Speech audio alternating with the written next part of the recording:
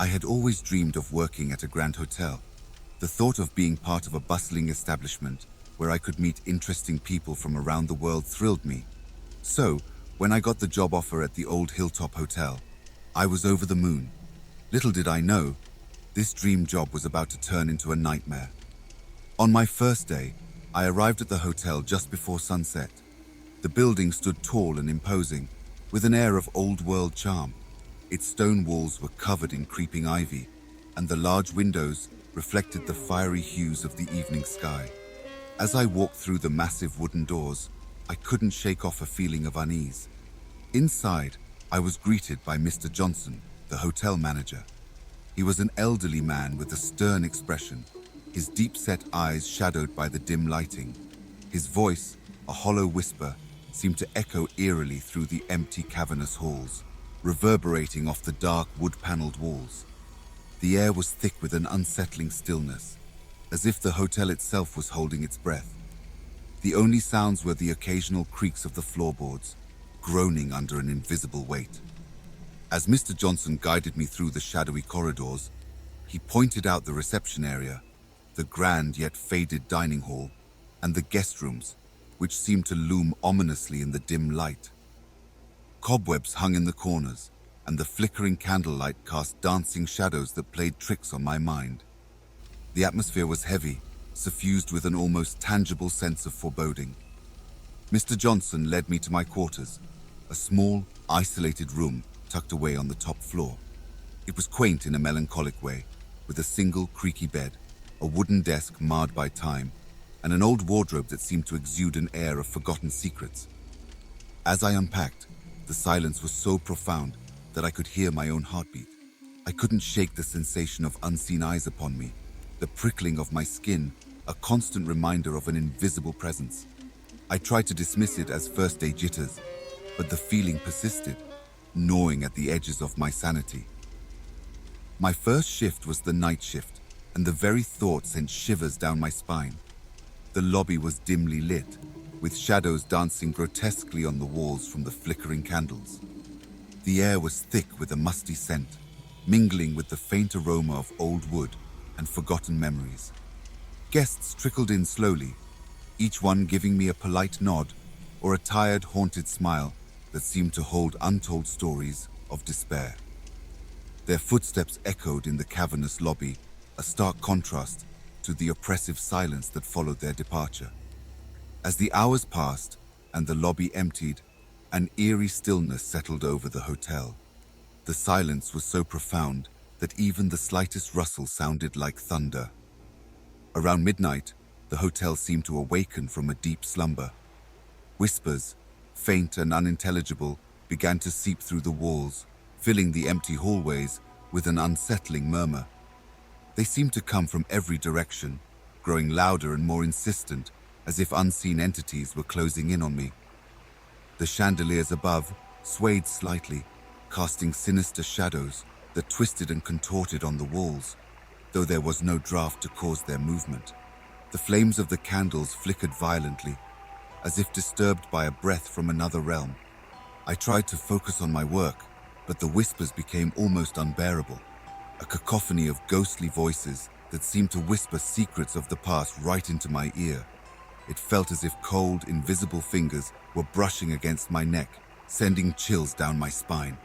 I turned around repeatedly, expecting to see someone or something standing behind me, but there was nothing, just the oppressive darkness and the growing sense that the hotel was very much alive, watching my every move with unseen eyes.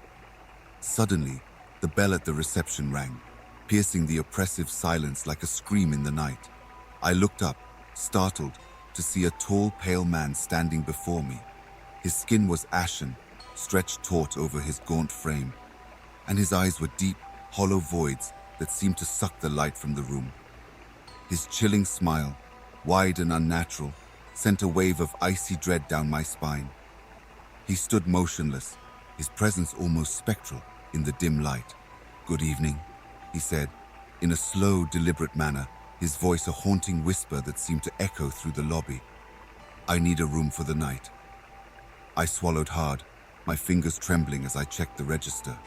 There were no vacant rooms, a fact that should have reassured me, but instead, it filled me with an inexplicable sense of dread. "I'm sorry, sir," I stammered, "but we have no available rooms." His smile never wavered, a grotesque mask of calm. He nodded slowly, as if he had expected this answer all along. Without another word, he turned and glided away, his footsteps eerily silent on the worn carpet. I watched, frozen, as he disappeared into the shadowy hallway. Once he was out of sight, I quickly checked the security cameras, my heart pounding in my chest. To my utter disbelief, there was no sign of him. The hallway he had walked down was empty, the screen showing nothing but flickering shadows. It was as if he had vanished into thin air, leaving no trace of his presence. I sat back, my mind racing with fear and confusion. Who was that man? How had he disappeared so completely? The oppressive weight of the hotel's dark secrets seemed to press down on me, and I couldn't shake the feeling that I had just encountered something not of this world. The next few nights plunged me deeper into a nightmare. The hotel seemed to be alive with unseen entities. I heard footsteps echoing through the empty, cavernous corridors, their sound hollow and unnervingly loud in the stillness. Doors creaked open and shut on their own, each groan and slam resonating with a malevolent intent. The lights flickered erratically, casting sinister shadows that danced on the walls, creating fleeting images of grotesque figures. I started seeing shadows move out of the corner of my eye, dark shapes that darted just beyond my vision. Every time I turned to look, there was nothing there, only the cold, unyielding emptiness of the hallway. My nerves were frayed, my sleep plagued by nightmares of the hotel and its spectral inhabitants. One night, while making my rounds, I noticed a room door slightly ajar. A cold shiver ran down my spine. I knew all the guests had checked in for the night, and this door should have been closed. My heart pounded as I cautiously pushed it open, the hinges creaking like a drawn-out scream. The room was empty, bathed in the pale light of the moon streaming through the wide-open window. The curtains billowed violently in the wind, almost as if they were reaching out for me. I stepped inside, the air chilling and thick with an otherworldly presence. On the bed, there was an old photograph, its edges yellowed with age. I picked it up with trembling hands and peered at the faded image.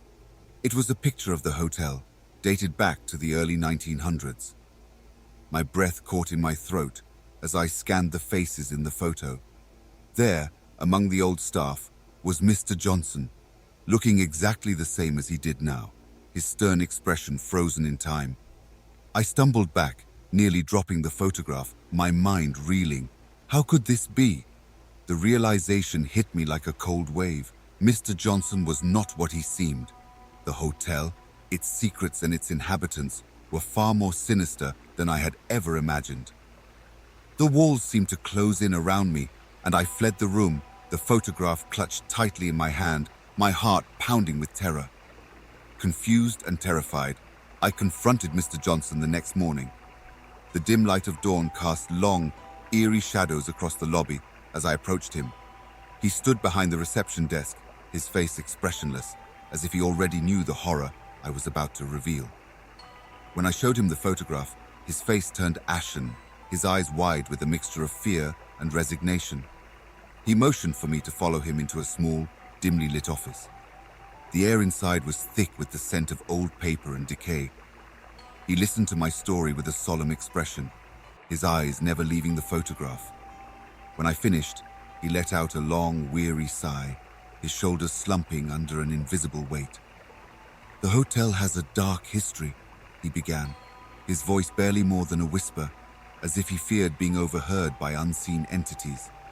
"Many of the original staff, including myself, are cursed to remain here forever, reliving the past." His words sent a chill down my spine, the oppressive atmosphere of the room seeming to close in on me. "This place was built on sorrow and betrayal. The guests you have seen are not living people but spirits, trapped in an endless loop of their final moments. Your presence has awakened them, and now they are becoming restless." I felt a cold sweat break out on my forehead as the gravity of his words sank in. The flickering candlelight cast ghostly shadows on Mr. Johnson's face, making him look even more spectral. "You must leave before it's too late," he urged, his voice filled with a desperate urgency. "This place will consume you, just as it has consumed us all." Deep down, I knew it was already too late for me. The hotel's malevolent influence had ensnared me, its dark tendrils wrapped tightly around my soul. The whispers in the hallways, the ghostly apparitions, and the chilling encounters had marked me as one of its own. As I left Mr. Johnson's office, the weight of the hotel's curse bore down on me, a constant reminder that escape was now a distant dream. Determined to escape, I packed my things with trembling hands, the sense of impending doom weighing heavily on my mind. As night fell, the hotel transformed into a menacing labyrinth of terror. The whispers that had once been faint and distant now grew into anguished wails, echoing through the darkened corridors like the cries of lost souls. I felt a cold hand brush against my skin, its icy touch sending shivers down my spine and quickening my pace. I rushed down the grand staircase, its steps creaking ominously under my frantic footsteps. But with every step I took, the exit seemed to stretch further away, the hallway elongating in a grotesque, impossible manner. The chandeliers above swayed violently, casting grotesque flickering shadows that seemed to reach out and grab at me. The walls closed in, the once spacious lobby now a claustrophobic maze. Panic surged through me as I finally reached the massive wooden doors. Just as I extended my hand to push them open, they slammed shut with a deafening thud, the force of the impact reverberating through the entire hotel. I spun around, my heart pounding in my chest, and there he was, the pale man from my first night. His chilling smile was wider than ever, his eyes glinting with malevolent delight. "You can't leave," he whispered, his voice a sinister hiss that seemed to seep into my very soul. "You're one of us now." The realization hit me like a tidal wave. I was trapped, ensnared by the hotel's dark curse. The pale man stepped closer, his presence overwhelming, and I felt the cold tendrils of the hotel's malevolent force wrapping around me, pulling me into its eternal embrace. The wails of the spirits grew louder, their cries a symphony of despair that echoed in my mind. The hotel's oppressive darkness swallowed me whole, and I knew with chilling certainty that I was doomed to become another lost soul, forever bound to the haunted halls of the Hilltop Hotel. Days bled into weeks, then weeks into months, the relentless passage of time marked only by the mournful howling of the wind outside my window. I became a specter myself, woven into the fabric of the hotel's spectral routine. Each night, the creaking floorboards heralded the arrival of new, unsuspecting guests. Their faces, etched with excitement, would morph into chilling echoes of my own, a horrifying mix of hope and dawning dread. I longed to warn them, to scream of the hotel's insidious secrets, but my voice was a strangled whisper, lost in the symphony of moans and rattling chains that echoed through the halls.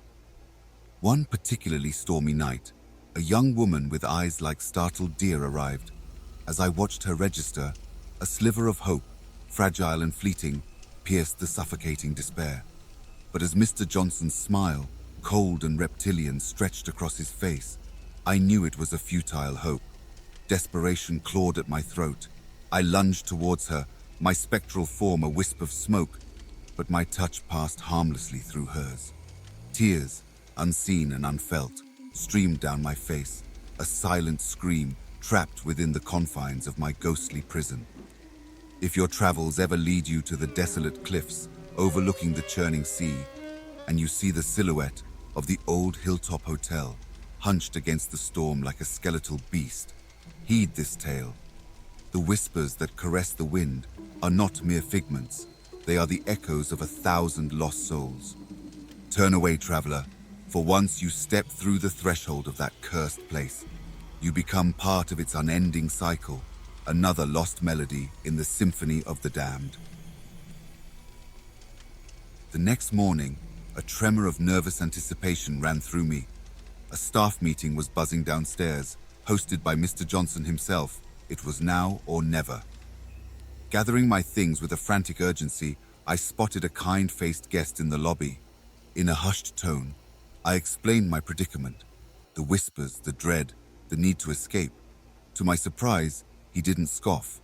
Instead, he offered to take my luggage to my car, a silent act of empathy that choked me up. When he asked why I was leaving so abruptly, I couldn't bring myself to explain the ghosts and the chilling secrets. Trust was a foreign concept now. As the murmur of the meeting began below, I slipped out of the hotel like a wraith. Freedom felt like a stolen breath. I broke into a run, the echoes of strange voices whipping behind me.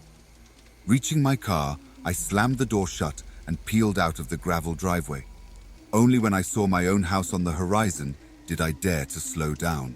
Luna, my wife, rushed out the door, relief washing over her face. But as I stumbled towards her, the world dissolved. I woke up 3 days later in a hospital bed, the sterile white a stark contrast to the hotel's oppressive darkness. Doctors spoke of frantic mumbling, of screams echoing with unknown horrors.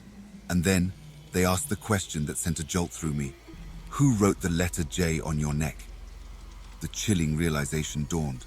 It wasn't a dream. It was the hotel. And Mr. Johnson. He'd been closer than I thought, his icy touch marking me as his. Though Luna assured me my ordeal was over, the hotel remained a shadow in my mind. Mr. Johnson's face a chilling specter. One thing was certain, I'd never step foot in that place again. The escape may have been real, but the echoes of the Hilltop Hotel would forever linger.